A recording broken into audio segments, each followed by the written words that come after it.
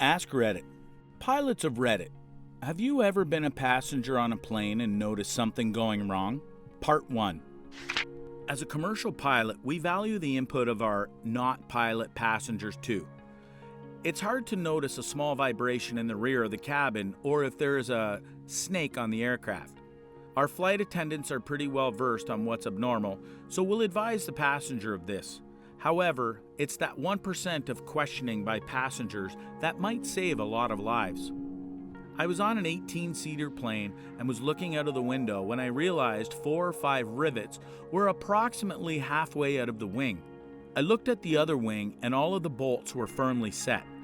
I pointed out to my boss, who was sitting right behind me, and he just laughed until the man in front of me said he noticed that too.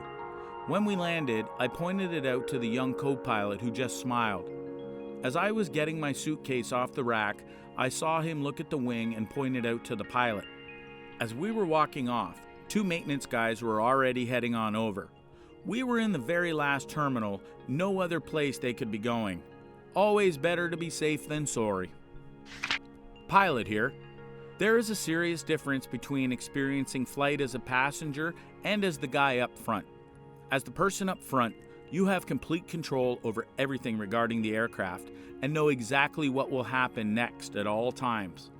As a passenger flap watching, you really do not know, to such a level of accuracy, what stage of flight the aircraft is actually in, so something that you deem weird, wrong, might be totally fine, normal, from the cockpit's point of view. A good example of this was a time when I was in the back on my way to Portland, Emmy from LGA.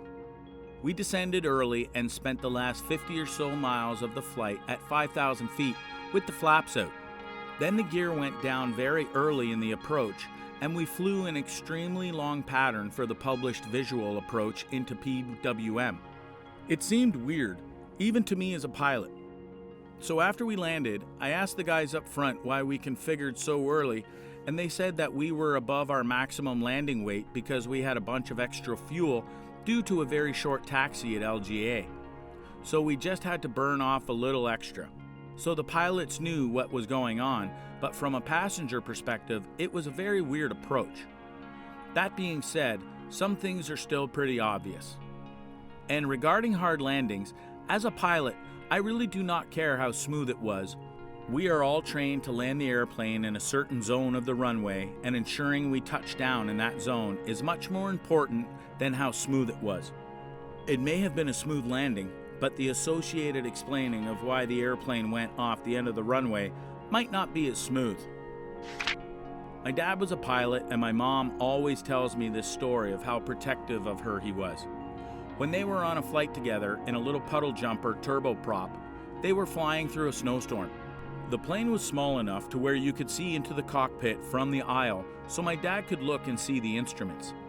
The plane started shuddering and making banging noises, so my mom started to get nervous. My dad checks things out from where he's seated and says everything's fine. Things continued to get louder, and the storm was getting worse as they flew over a lake. Still, my dad insists that there's nothing to worry about. Finally, they land and start to get off the plane. While walking to the exit, my dad looks back and says, "I didn't want you to freak out, but I didn't think we were going to make it." My mom is prone to panic attacks, and they were on their way to see her sick mother, so he didn't want to put all that stress on her during the flight. My mom, of course, is shocked and asks why after my dad pats the pale-as-a-ghost pilot's shoulder on the way out of the plane. He explains to her the boots on the leading edge of the wings had malfunctioned, so the lake effect, snow ice, had built up so much that it started weighing down the plane and affecting lift. The boots normally inflate to pop ice off the wings, but without it, the plane was in trouble. After reading this thread, I am now terrified of ice. Ice and birds are far more dangerous than terrorists. Something wrong covers a lot of territory. I'm going to assume you mean wrong with the way the plane is being flown or the soundness of the aircraft. I've flown on flights where the pilots were so rough with the controls it was embarrassing. The flight attendants kept giving me looks of extreme annoyance. I really don't like wearing my uniform as a passenger. One flight attendant fell when the pilot pulled the thrust off. On one of our airplanes, a person photographed a wing during a flight that had obvious signs of icing before takeoff. There were large repercussions from that screw-up. That wasn't that long ago and has significantly changed our procedures. We cannot dismiss any icing concern without having a first-hand look, no matter who raises the concern.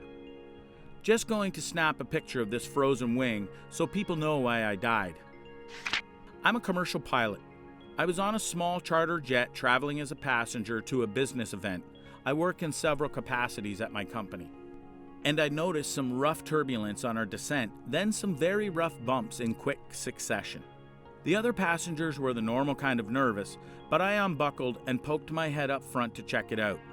Completely shattered right windshield with dark red streaks. Co-pilot told me they had a bird strike coming out of a cloud. I nodded and sat back down, assuring the others that everything was fine. The pilot alerted ATC of the situation, and we were given some priority and pretty good vectoring into the airport to avoid much in navigation. To clarify, windshields in jets can shatter but hold intact, so there wasn't outside air rushing into the cabin or anything, because then we'd be in trouble. We've got ourselves a real pilot, ladies and gentlemen. He said the word vectoring and used an acronym. Seems legit. One more. I was flying on a C-130 out of southern Afghanistan. We take off from the dirt strip and start climbing out. Flaps up, gear up, earbuds in, and it's time to rock out.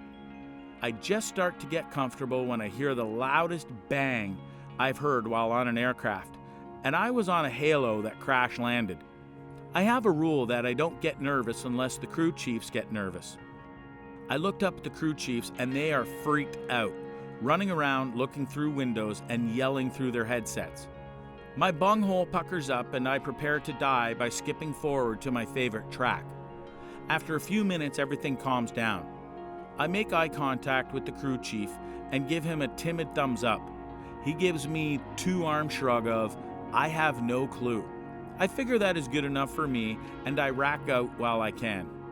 When we landed and shut down, I got a chance to talk to the crew. No one knows what caused the sound. No obvious damage anywhere. We were too high for guns to get us, and there was no turbulence. The only hypothesis was a small pocket of turbulence hit just the tail.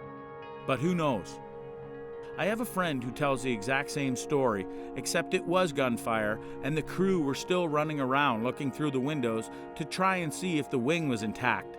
He still doesn't like flying. Slightly related, my sister is a flight attendant with Virgin Atlantic, and I'm a herpetologist and reptile keeper. We watched snakes on a plane together and took it to pieces. Well, that's a non-venomous king snake, and I have 2 of those in the room next door. None of them are dangerous, and that's the wrong kind of fire extinguisher for a Boeing. Let 2 snakes loose on a plane with 200 passengers, and those who are terrified will become dangerous really quick. I'm a private pilot and a licensed aircraft mechanic, A&P. I was settling into my seat on an American Airlines MD-80 when a cute girl my age sat next to me.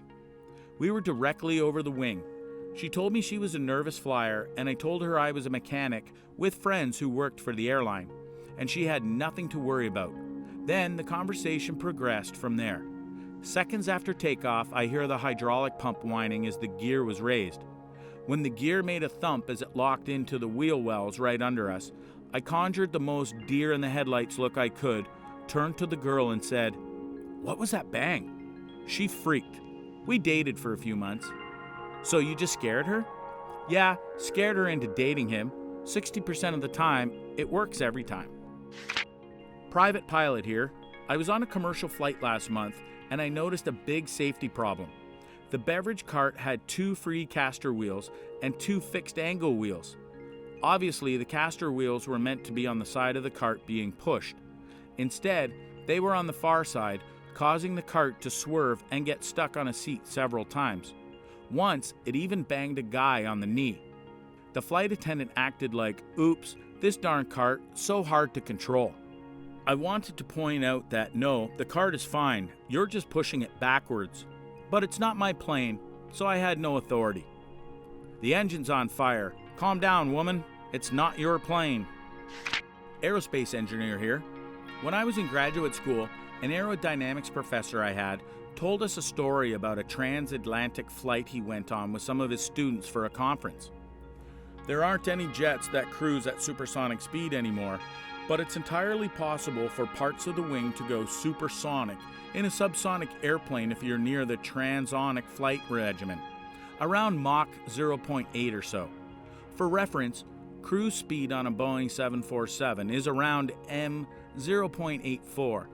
So if your flight transoceanic, some part of the plane will hit supersonic speeds. Anyway, so part of the wing is flying supersonic during the flight. This isn't uncommon. What is, however, is the ability to visualize the associated shock wave.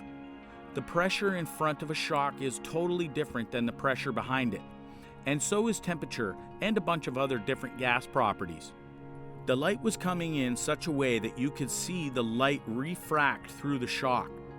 This professor mentioned that the shock wave might be the closest thing we have to an observable discontinuity in real life. The width is on the order of an atom's mean free path, the average distance an atom can travel before hitting another atom. So seeing with the naked eye is a really cool phenomenon. Look out for it if you're ever flying over the oceans.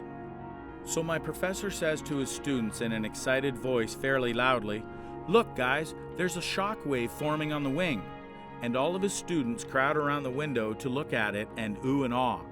Meanwhile, the rest of the cabin is freaking out. What does that mean? There's a shock wave forming on the wing? I think he was yelled at by the pilots at the end of the flight for causing a panic.